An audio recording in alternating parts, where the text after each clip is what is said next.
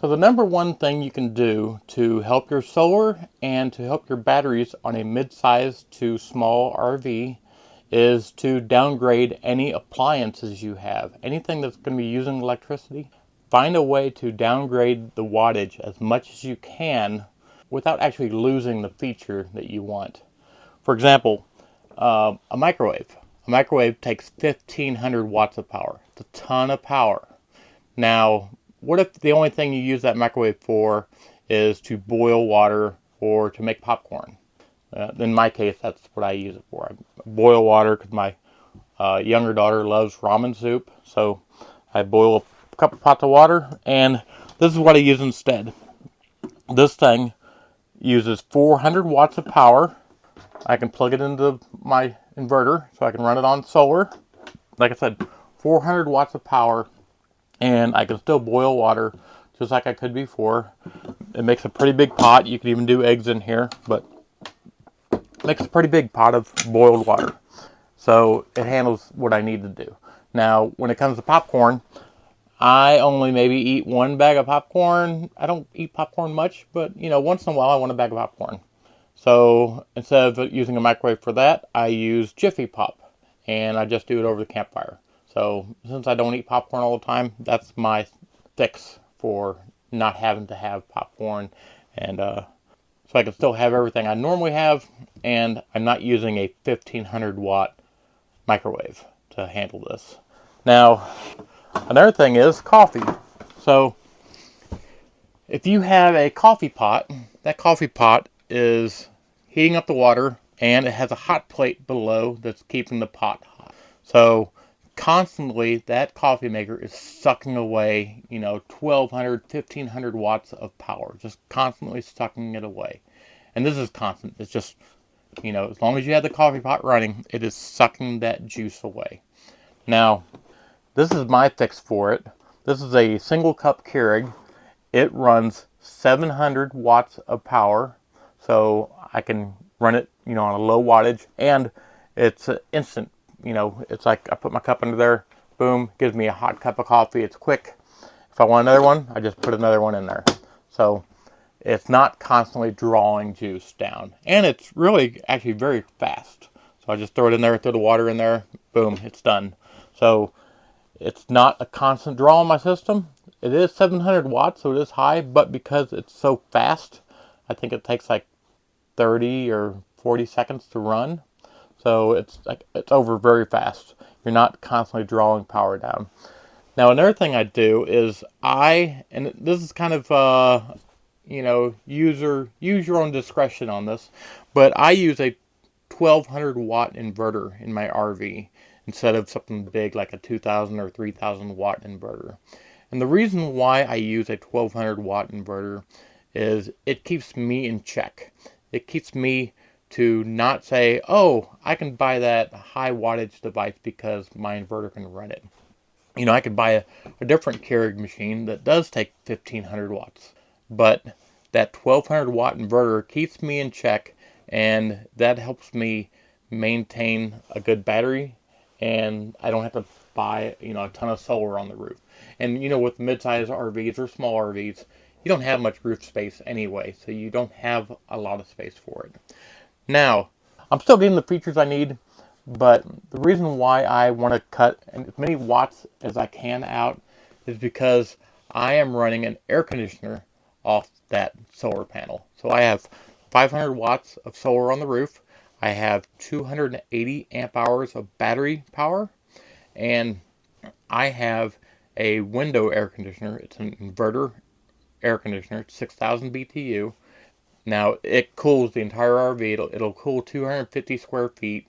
So because RVs are thinner walls, you're probably looking more like 200 square, because the walls are a lot thinner in an RV. So 200, 210 square feet. But this window air conditioner cools the entire RV. And I've been running it for a while now. It works. It works very efficient. And the initial power that it draws is about 900 watts. So for about 10 minutes or so, maybe 10, 11 minutes, it's drawing 900 watts of power. And then after that, it's drawing 200 watts of power. So you can actually run this air conditioner in your RV no problem at all. 200 watts of power, and your solar on the roof can handle it, and it's not noisy. That's a big thing too. It's cheap on the wattage, and it's not noisy like a rooftop air conditioner. This thing is silent, and I just love it. Now, another thing I do to save power is I am keeping my system at a lower amp hour, lower solar, and because of this, I can run my batteries in parallel. What this means is I can keep my battery set at a 12 volt system. So if you have 280 amp hours of batteries, or three 100 amp hour batteries, even 400 amp hour batteries, as long as you're running a lower set of solar, like I'm running only 500 watts, and the cable length isn't that long, you can run this system at a 12 volt system. Now, let me explain why that's a benefit for saving energy. When you have a 24 volt system running your batteries in a 24 volt series, you have to have a 12 volt converter that converts it down to 12 volts so you can run all your 12 volt devices. So that's your lights, your refrigerator, your fans, your heater, blower motor, anything you're charging, because I have a 12 volt set here to charge my laptops and everything else. So all these devices are running on 12 volts, and that can be a lot of wattage. You could be sucking 150, 200 watts at a time even some. And with a 24 to 12 volt converter, there's a good chance you're going to lose 7-8% of that efficiency just because you're converting it down to 12 volts. So that's a loss right there of 8 watts times 2. So if you're running 200 watts of stuff, that's 16 watts of pure throwing it away. So as long as you're, once you set it up into a 12 volt system, you're automatically saving it. So you don't even have to think about it. That's why I try to keep everything in a 12 volt system. Now, here's another thing. This system I built is designed to run everything, from air conditioning to lights to charging the devices to fans to, a television and a Blu-ray player at nighttime. It's designed to run all this stuff, even coffee maker, all the stuff is designed to run. And if you're in a sunny day conditions, you can run this thing pretty much constantly. But if you get 2 cloudy days, and it takes 2 cloudy days, you're going to run out of juice. It's just facts. You don't have solar pulling any power, you're going to run out of juice. Even if you have, 3,000 watts of power on the roof for solar, you have cloudy days, you're going to run out of power. So you need an option to power these things back up. Get your air conditioner going, juice up those batteries. And what I use for that is a Victron battery charger that does 30 amps of charging power.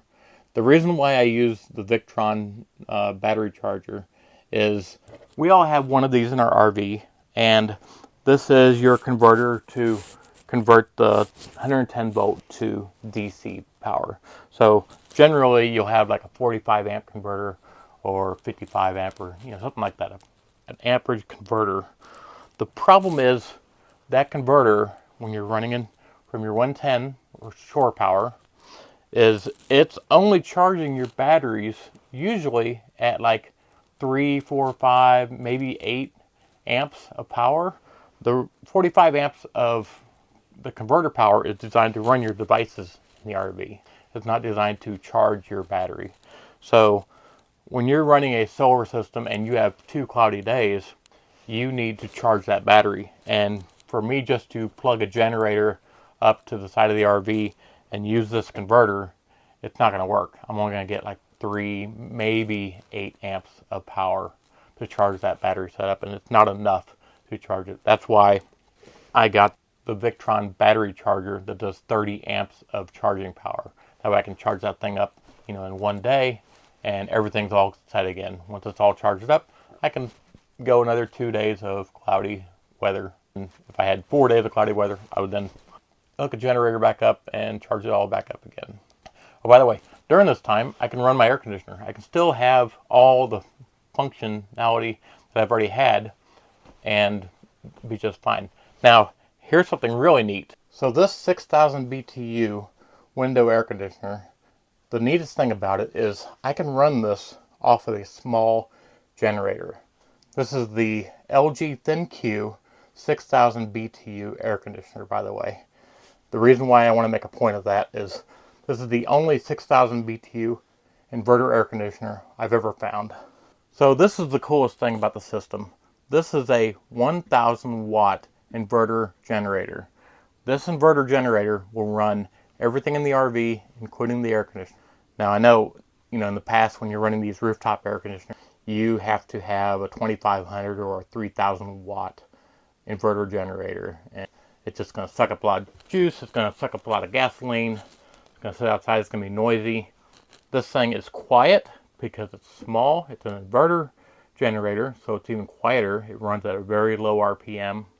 So I'll even show you in a minute how quiet this thing is. I love it. It's lightweight. I mean, there's no way you could lift another generator like that. It's full of gas, so it was still lightweight, full of gas. This thing is just great. And like I said, it runs the air conditioner, everything in the RV. It charges the batteries up at the same time. It's a win-win. So if you design your system for low wattage, low solar panel, so 500 watts of solar on the roof, I only have 280 amp hours of battery. So if you're designing your system at such a low amount of current in your system, and again, low draw air conditioner, you don't have to have a big giant generator. Everything can be low and efficient, and it runs a long time. So let me show you how quiet this thing is right now. So another big benefit about this generator is it is cheap. It is a cheap price to buy this generator. I want to say this thing runs under 200 bucks, maybe a little over 200 bucks, something around there. But cheap price, and because of the size, it's going to be very quiet. So I'm going to start it up right now so you can hear how loud it is. So I am currently about maybe 25 feet away from the generator right now, and you can see how quiet it is. I can talk over it. It's a pretty quiet system. And now let's go inside the RV so we can see how quiet it is inside the RV. So you can see when you're inside the RV, it's very, very quiet. You don't even hear the thing when you're in here. So that's one of the key benefits of this, is it's small, it sucks up a little bit of gas, and it's quiet, it's cheap, and like I said, it runs air conditioning, so it's a win-win. So that pretty much sums up everything for this video. And if you like what we're doing, please subscribe, because you all make this possible. And we'll see you next episode.